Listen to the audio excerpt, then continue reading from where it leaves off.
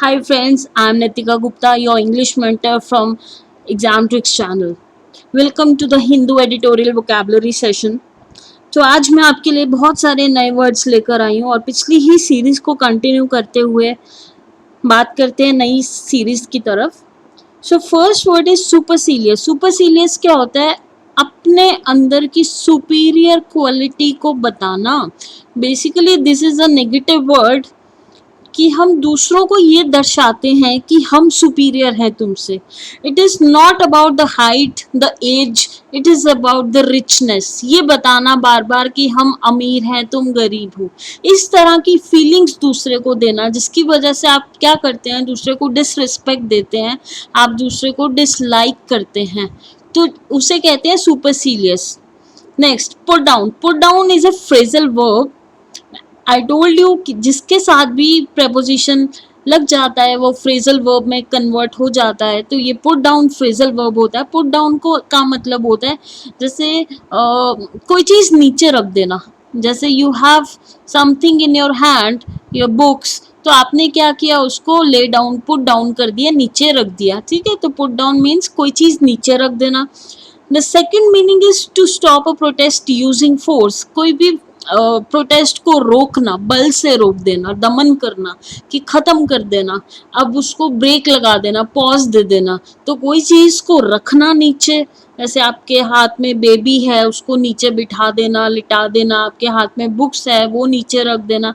और इसका दूसरा मीनिंग ये है कि किसी भी प्रोटेस्ट को बंद करना, स्टॉप कर देना. ठीक है. नेक्स्ट, पर्सोनेजेस. पर्सोनेजेस क्या होता है? फेमस पर्सनालिटी, इम्पॉर्टेंट पर्सन जिसको बोलते हैं. Suppose famous personality. Okay, suppose एक फंक्शन है, वहाँ पे होस्ट, वहाँ पे इस समय चीफ गेस्ट कौन है? चीफ गेस्ट कौन है? पीएम. तो the PM, the prime minister is the personage is invited in this function, right? Vested interest. Vested interest क्या होता है? A personal reason for involvement in an undertaking or situation, especially an expectation of an advantage from it. यानी कि किसी भी काम को करने में जब आपका पर्सनल इंटरेस्ट होता है ना, किसी काम को करने में पर्सनल इंटरेस्ट, उसे कहते हैं वेस्टेड इंटरेस्ट. सपोज आप अपने फ्रेंड को या रिलेटिव को बोल रहे हो, that just sell the business, है ना. आप उसको बार बार फोर्स कर रहे हो या मना रहे हो या उसको कन्विंस कर रहे हो कि ये बिजनेस को बेचने में ही भलाई है.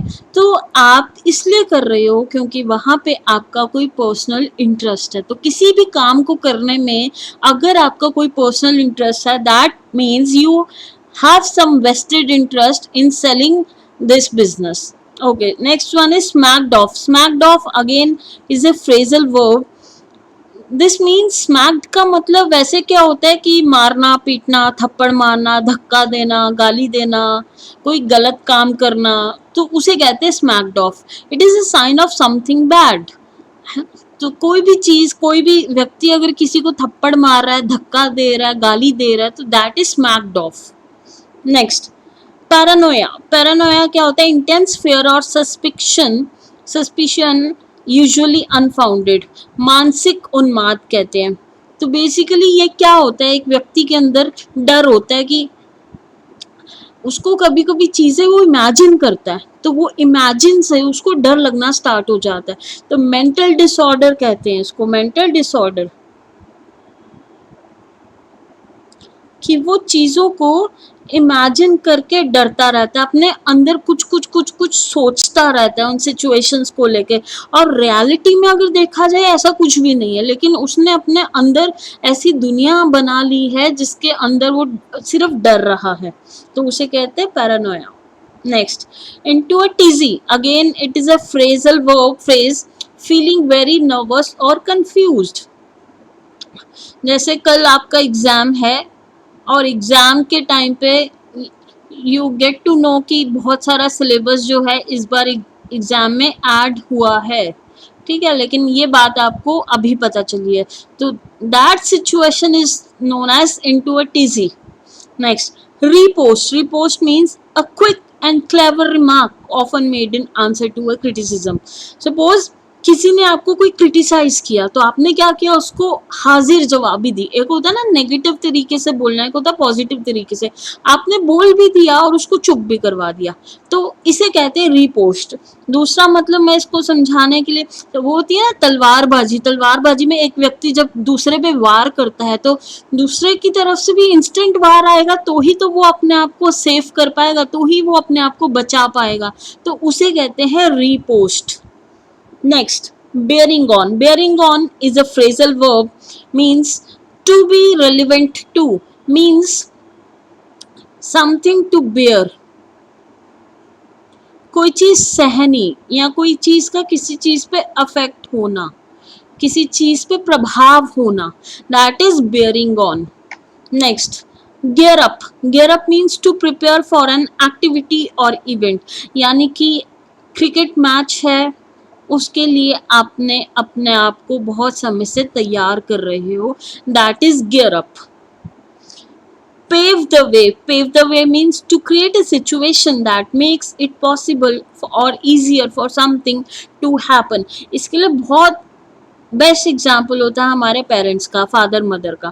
ठीक है, वो क्या करते हैं, हमारे लिए लाइफ इतनी इजी कर देते हैं. I am not talking about कि लाइफ इजी हो जाती है, हाँ, जैसे स्कूल में हमारी पढ़ाई के लिए वो क्या करते हैं, वो फाइनेंस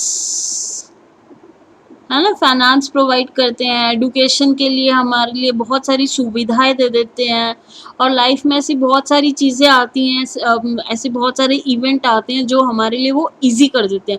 अगर सोचो ये सब काम बचपन से हमें खुद से करना हो तो कितना डिफ़िकल्ट हो जाए, है ना. कोई ऐसी एज हो कि 10 साल 11 साल के बाद आपको अपना जो है सारा सिस्टम अपने आप हैंडल करना, क्या हम कर पाएंगे, नहीं कर पाएंगे. तो हमारे पेरेंट्स जो हैं वो बेसिकली पेव द वेव, हमारे रास्ते को आसान कर देते हैं. हमारे रास्ते में जो हमारी सिचुएशंस हैं वहाँ चलने के लिए हमें साथ देते हैं, हमें सपोर्ट करते हैं. Next, angst. एंग्स्ट क्या होता है, it is anxiety feeling, unhappiness feeling, जैसे घबराहट होनी, एंजाइटी होना, डिप्रेशन में चले जाना, या फिर आप परेशान होके कहीं अपना सर जो है नीचे करके बैठ जाते हो, तो that feeling is known as angst, जिसे हम एंजाइटी फीलिंग कहते हैं. Next is bio bubble. Bio bubble जो है ना, ये कोविड-19 के टाइम पे यूज़ हुआ है.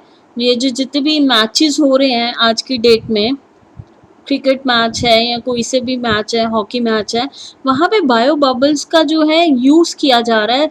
मैंने यहाँ पे पिक्चर भी एक बना के मतलब यहाँ पे लगाई है, सो दैट आपको इजीली समझ आए. ये इस तरह से बायो बबल जो है पूरी फील्ड को कवर कर देता है. क्यों ऐसा किया गया है, जो कोविड-19 का सिचुएशन है, इसमें बहुत सारे ऐसे लोग होते हैं जो नेगेटिव हैं, बहुत सारे लोग जो हैं पॉजिटिव हैं, तो अंदर तो जो गए हैं डेफिनेटली खेल रहे हैं वो नेगेटिव है. उनको बचाने के लिए, ताकि ये जितना भी बाहर का आउटसाइड का एनवायरनमेंट है वो अंदर की तरफ ना आए, पॉजिटिव जितने भी लोग हैं बाई चांस वहाँ पे आ भी गए हैं, उनसे उनके वहाँ पे कन्वर्ट ना हो, ट्रांसफ़र ना हो.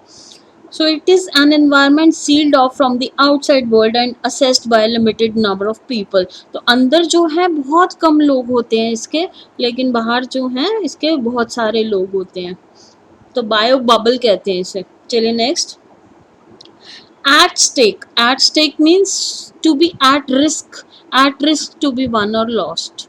यानी कि कोई भी आपने पार्टनरशिप की है या कोई शेयर मार्केट में आपने पैसा लगाया है, तो that money is at stake.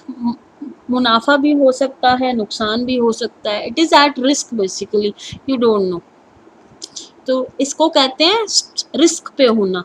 हो भी सकता है मुनाफा, नहीं भी हो सकता. अब जैसे आप एफडी करवाते हो, आरडी करवाते हो, समटाइम सिप करवाते हो, तो सिप में भी क्या होता है, बहुत बार मार्केट रेट पे आपको मिल जाता है या फिक्स्ड रेट पे आपको बहुत अच्छा अमाउंट मिल जाता है, लेकिन बहुत बार वो डाउन में आपको पेमेंट जो है मिलती है. So that is at risk.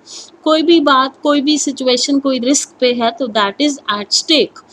Pitch fogged एक तो होता है कि एक इस तरह से ना I am trying to like make, इस तरह से एक भाला सा होता है जो फील्ड फार्मर्स यूज़ करते हैं हल जोतने के लिए बेसिकली भाला कहते हैं उसको शायद से। और दूसरी चीज़, to put someone suddenly into a situation for they are not properly prepared, ऐसी सिचुएशन में किसी को डाल देना जिसके लिए वो तैयार ही नहीं थे। आपका आपका एक क्विज है, आपका एक लाइक कोई एग्ज़ाम है, क्विज कंपटीशन है जो कि होने वाला था नेक्स्ट वीक में, लेकिन आपको वो क्विज में आज के यानी वहाँ पे वो हैं शिफ्ट्स हैं, तो आपको आज की शिफ्ट में भेज दिया गया है विद सम रीज़न, तो वहाँ पे आपको उसमें ऐसी सिचुएशन में डाल दिया गया जिसके लिए आप प्रिपेयर्ड नहीं हो, उसे कहते हैं pitch forged. Next, unflappable. Unflappable means not likely to get worried, nervous, or angry even in difficult situation. Yes, unflappable के लिए बहुत सारे ऐसे एग्जाम्पल्स हैं कि स्टूडेंट्स को हमेशा मोटिवेट रहना चाहिए कि कैसी भी सिचुएशन आ जाए, कैसी भी कंडीशन हो जाए, जो भी हो, लेकिन उन्हें हमेशा ऐसे इंटरनली स्ट्रॉन्ग रहना चाहिए कि कुछ भी हो जाए हम अपने लाइफ में आगे इसी तरह से बढ़ेंगे, हिम्मत रखेंगे, not for students, for every person, तो इसे कहते हैं unflappable. Next, rankles. Rankle means to make someone annoyed और एंग्री, किसी को परेशान करना, किसी को गुस्सा दिलाना, किसी को प्रोवोक करना ताकि उसे गुस्सा आए, या किसी को परेशान करना, अनॉय करना। Gleaned means obtain information from various sources often with difficulty. तो ग्लीन्ड का मतलब होता है कोई बहुत मुश्किल से कोई बेसिकली आप निकाल पा रहे हो, कोई इन्फॉर्मेशन निकाल पा रहे हो जो बहुत ज़्यादा कठिन है, कहीं से लाना बहुत मुश्किल है, उसके सोर्सेज आज की डेट में नहीं है, लेकिन फिर भी आपने बहुत ट्राई किया और वहाँ से उस सोर्सेज से उस इंफॉर्मेशन को आप ऑब्टेन कर पाए हैं, निकाल पाए हैं। तो ऐसी इंफॉर्मेशन को निकालना जो बहुत डिफ़िकल्ट है उसे कहते हैं ग्लीन्ड। नेक्स्ट, कारवां। कारवां क्या होता है? आपने मूवीज़ में देखा होगा, बहुत सारे कारवां जाते हैं, बहुत सारे ग्रुप्स जाते हैं, बहुत सारी टीम्स जाती हैं जो बहुत किसी इवेंट को परफॉर्म करने के लिए एक एक महीना बाहर रहती हैं और वो अपने पूरे के पूरे कारवां को लेकर जाती हैं, यानी कि उनके साथ पूरी टीम होती है, पूरे घर वाले होते हैं या जो भी उनकी टीम है वो सब होती हैं, और साथ में उनके खाने का सामान होता है, रहने का सामान है, कपड़े हैं, A to Z सब चीज़ें।